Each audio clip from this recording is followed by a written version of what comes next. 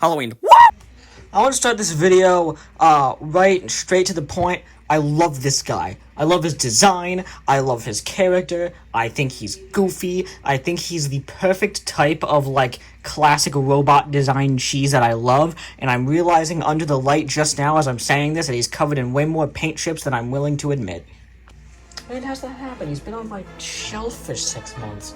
Not 6 months. When did I buy this? Yeah, I intended to review this ages ago, but, you know, life happens. Yeah. Why are you still here? He is absolutely coated in a lovely silver paint, which I absolutely adore, and I really wish they did with Death's Head. If you don't know, ROM is one of 2 Marvel characters that is also a Transformers character. ROM and Death's Head have both appeared in Transformers comics and have had their own comics and were Marvel and are also not Marvel. I don't know, it's a whole thing. Well, he's not Marvel anymore, but this is a Marvel Legends. Are you confused yet?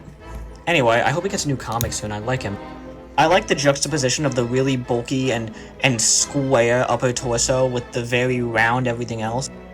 I appreciate the thigh-high shoes, and all of the weird robot paneling that doesn't really mean anything.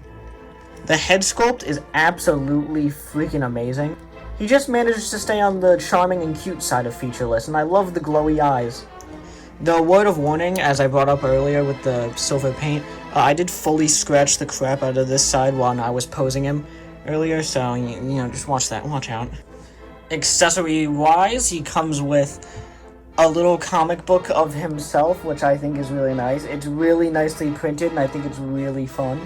I don't have any other figures from this line, so I don't know, whatever. Back in the bag.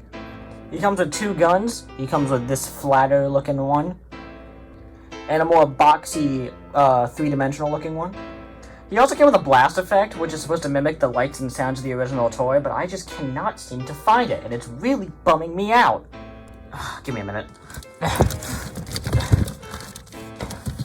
I found it. You can plug into either of them, and I think it looks great. Really stylized and comic booky.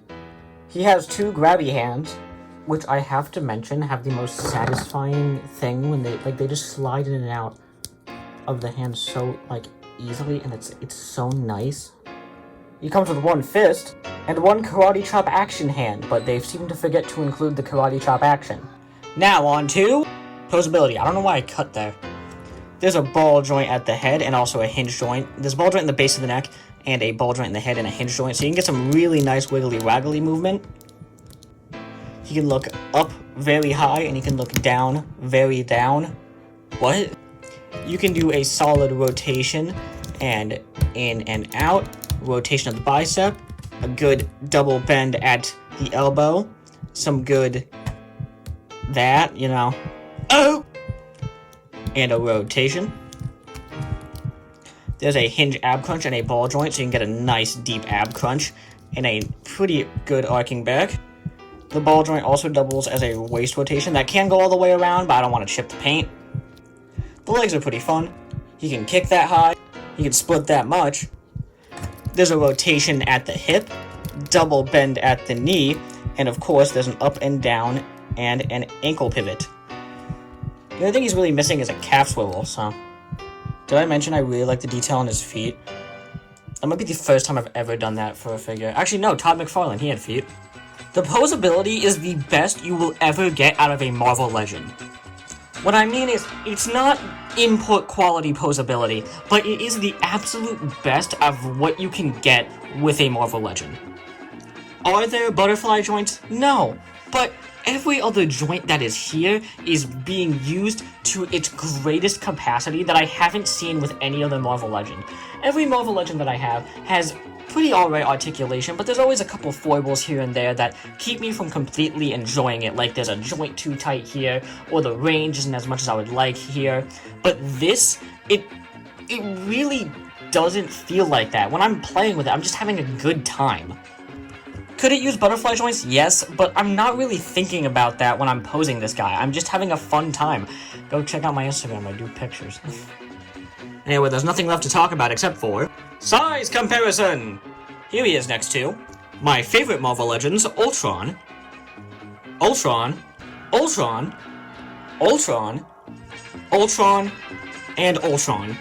And AIM-1 and AIM-2, I guess. This is Marvel Legends at its peak, at its finest. And honestly, it's probably your only real choice if you want a pretty alright ROM the Space Knight figure.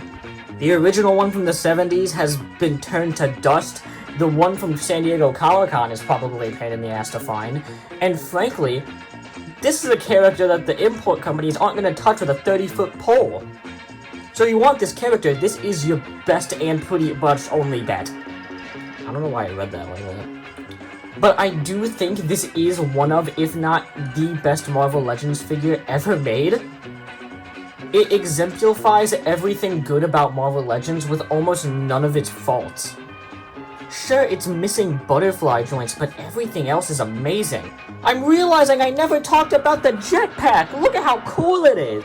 This figure is amazing, and I think every Marvel Legends collector, even if you're just starting out, should go out of your way to get this guy. Even if you don't know who he is, I think you're gonna have such a fun time that that's gonna circumvent it entirely. And if you don't like it, you can leave a comment telling me to jump off a bridge. I'll respond with an emoji of a waffle. I will do that. Every single one.